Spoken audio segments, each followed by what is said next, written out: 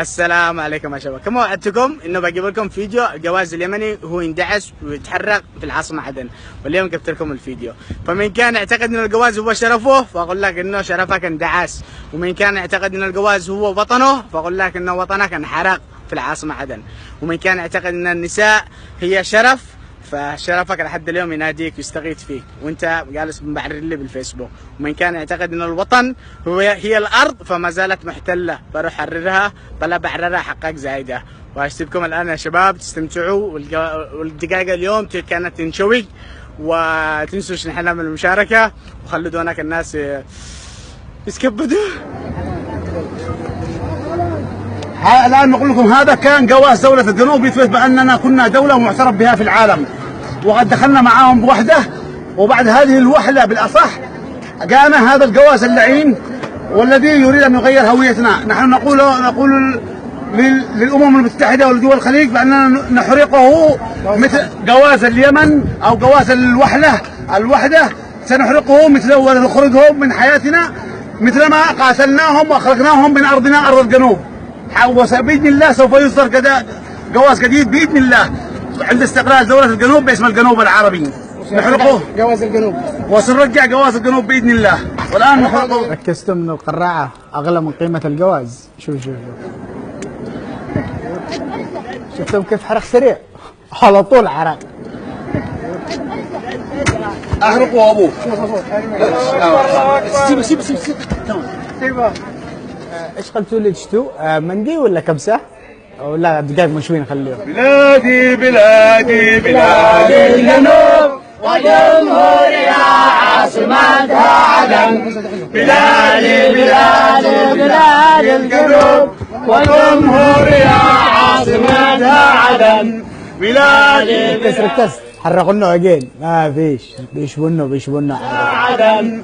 بلادي بلادي بلادي الجنوب وجمهورية عاصمتها عدن. عاصمتنا عدن. عاهدنا كل الشهداء والجرحى والمعتقلين لن نتراجع لن نهدى حتى طرد المحتلين. عاهدنا كل الشهداء والجرحى والمعتقلين لن نتراجع لن نهدى حتى طرد المحتلين. عاهدنا كل الشهداء، ما جلسناش نبعرر بعد الجنوبيين وعدروس وشلال وضيعنا حق الشهداء.